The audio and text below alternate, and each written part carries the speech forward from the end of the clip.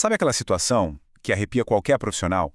Trocar uma bomba de combustível com base no código do scanner, liberar o carro todo contente e poucas horas depois o cliente volta com o mesmo problema. Poxa, isso não é só frustrante, né? É prejuízo direto no bolso da oficina e um baque na reputação. Então, hoje, a gente vai entender de vez os 3 pilares da elétrica automotiva: tensão, corrente e resistência. Para quê? Para parar de trocar a peça no escuro e começar a resolver o problema na raiz, com segurança e precisão. Olha, esse cenário é o pesadelo de qualquer oficina. O tal do retorno, ele rouba tempo, rouba o dinheiro de uma peça que talvez nem precisasse ser trocada e, o pior de tudo, rouba a confiança do cliente. E a causa, na grande maioria das vezes, não está na peça que foi trocada, não. Está num detalhe elétrico, um detalhe fundamental que passou batido no primeiro diagnóstico. Vamos pegar esse exemplo, que é um clássico. O scanner aponta falha no circuito da bomba de combustível. Qual a primeira reação? A mais óbvia, claro, trocar a bomba. Mas o carro continua lá, sem pegar. O verdadeiro culpado nesse caso poderia ser uma queda de tensão no chicote, uma resistência alta num conector ou até um aterramento ruim. Coisas que o scanner, coitado, não consegue enxergar com clareza. É por isso que dominar o básico é o que separa o trocador de peças do verdadeiro diagnosticador. Então vamos começar pelo primeiro pilar, a base de tudo, a tensão. É a pressão do sistema elétrico. Entender isso aqui a fundo já resolve, olha, metade dos problemas. Imagina só, a tensão que a gente mede em volts é igualzinha à pressão da água numa mangueira. É a força, o potencial, sabe? É a vontade que a eletricidade tem de se mover para fazer algum trabalho. Se não tiver pressão suficiente na mangueira, a água sai fraquinha, né? No carro, a lógica é a mesma. Sem tensão adequada, um motor de partida vira pesado, um módulo de injeção fica maluco e um sensor manda informação errada para a central. E é aqui, que mora o primeiro e mais comum erro na oficina. Todo mundo sabe medir a tensão direto nos polos da bateria. O multímetro vai lá e marca 12,6 volts. Diagnóstico: bateria tá boa, certo? Completamente errado. Isso é só o começo da história. Ter 12 volts na fonte não garante de jeito nenhum que esses 12 volts estão chegando com força total lá na ponta, no componente que precisa dessa energia para funcionar. E aí que entra o conceito que separa os meninos dos homens, profissionalmente falando, a queda de tensão. Pensa de novo na mangueira. Se ela estiver dobrada, furada ou for muito longa, a pressão da água vai diminuir no caminho, certo? No carro, essa dobra ou furo pode ser um fio fino demais, um conector oxidado, uma emenda mal feita ou, o campeão de problemas, um aterramento deficiente. Uma bateria com 12,6 volts perfeitos não serve para nada se por causa de um cabo de aterramento oxidado só chegam 9 volts lá no motor de partida. O que acontece? O motor vai virar pesado, lento ou nem vai virar. E o diagnóstico errado? Condenar a bateria ou o próprio motor de partida. Tempo e dinheiro jogados fora. Medir a queda de tensão com o circuito funcionando é a única forma de pegar esse tipo de defeito fantasma. Ok, a gente já entendeu que a tensão é a pressão. Mas o que essa pressão está empurrando, afinal? Aí entra a corrente. É o fluxo real de energia, é o trabalho acontecendo. De volta para nossa mangueira. A corrente que a gente mede em amperes é a quantidade de água que está passando ali por segundo. O volume. Não adianta ter um monte de pressão, que é a tensão, se o fluxo, a corrente, for baixo.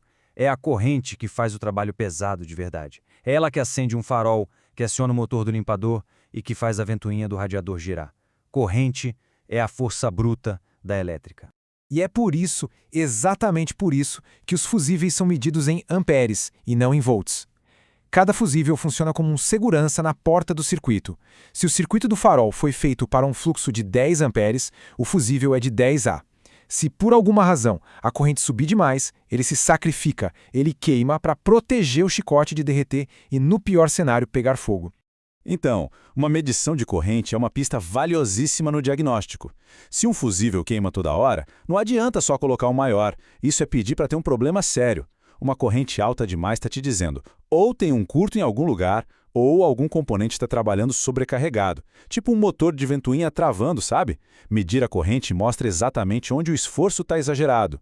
Agora vamos falar do vilão invisível, a causa da maioria dos defeitos intermitentes, sabe? Aqueles que deixam qualquer um de cabelo em pé, que aparecem e somem do nada. Vamos falar da resistência. A resistência, medida em ohms, é basicamente tudo que atrapalha o fluxo da corrente. Na nossa mangueira, seria um nó, um monte de sujeira dentro dela. No carro, essa resistência que a gente não quer é o zinabre num conector, um fio quase rompido dentro do chicote ou um ponto de aterramento frouxo e enferrujado. Ela é a inimiga número 1 do fluxo de elétrons. E aqui está o pulo do gato definitivo. Uma resistência alta onde não deveria ter vai funcionar como um ladrão. Vai roubar a tensão e limitar a corrente. E o resultado? O componente, seja um sensor, um atuador ou um relé, vai funcionar mal, de vez em quando, ou simplesmente para de funcionar. Só que a peça em si está perfeita. O problema é o caminho até ela. Trocar a peça, num caso desses, não resolve nada. Beleza! Agora que a gente entendeu os 3 pilares separados, como é que eles conversam e trabalham juntos? A resposta é a ferramenta de diagnóstico mais poderosa que existe. E o melhor, não custa um centavo. É a Lei de Ohm. Esquece aquela fórmula complicada da escola. Na oficina, a lei de Ohm é o nosso raio-x para qualquer circuito elétrico. Ela dá o poder de saber exatamente o que está acontecendo dentro dos fios sem precisar abrir um chicote. Ela diz se o comportamento de um componente está dentro do esperado ou se tem algo de errado. Olha só, como isso evita a troca de peça à toa. Pega um bico injetor, por exemplo. Passo 1. Com multímetro, mede a resistência dele com o carro desligado. Digamos que deu 12 ohms. Passo 2. A gente sabe que a tensão do sistema com o motor funcionando é uns 14 volts. Passo 3. Agora, usando a lei de Ohm, a gente calcula a corrente que ele deveria consumir. 14 volts dividido por 12 ohms dá mais ou menos 1,16 amperes. Pronto, agora é só medir a corrente real e comparar. Se o valor estiver muito diferente, achamos o problema. Saber a corrente que se espera de um motor de ventoinha, por exemplo, não só ajuda no diagnóstico, mas protege o sistema. Se o motor consome 8 amperes normalmente, um fusível de 5 amperes vai queimar à toa e um de 20 amperes não vai proteger nada se der uma sobrecarga. Colocar o fusível certo, de 10 ou 15 amperes, com base no consumo real, isso é fazer o serviço com técnica, com engenharia. Isso é profissionalismo que evita retorno. Para a gente fechar, vamos para algumas dicas de ouro e os erros mais comuns que, se forem evitados, vão colocar o trabalho de qualquer um em outro patamar de diagnóstico. E aqui está o segredo dos melhores. O scanner aponta a cena do crime, mas é o multímetro, medindo as grandezas elétricas, que diz quem é o verdadeiro culpado. O código de falha diz circuito do sensor X com defeito. Beleza, mas o defeito está no sensor, no chicote, no conector ou lá no módulo. Só medindo tensão, queda de tensão, resistência e corrente para ter a resposta definitiva e não sair trocando peça boa. E para não cair em armadilha, é bom evitar estes 3 erros fatais. Primeiro, confiar de olho fechado no scanner. Ele é um guia, não é um oráculo. Tem que verificar as informações dele com medições reais, sempre. Segundo, medir a tensão só na bateria e esquecer da queda de tensão nos pontos de consumo. É o erro mais básico e, acredite, o mais comum. E terceiro, o campeão de todos, negligenciar os pontos de aterramento. Um aterramento ruim é a mãe de pelo menos 70% dos defeitos elétricos misteriosos. É importante lembrar sempre as ferramentas mais caras e os scanners mais modernos da oficina são inúteis sem o domínio desses 3 fundamentos. A verdadeira tecnologia de ponta no diagnóstico não está no aparelho, mas sim na cabeça do profissional, construída sobre a base sólida de volts, amperes e ohms. Então, fica a reflexão. No meio de tanta tecnologia embarcada, será que os conceitos básicos de tensão, corrente e resistência não são, no fim das contas, as ferramentas mais poderosas da bancada? Dominar isso é o que transforma um bom profissional em um especialista de elite.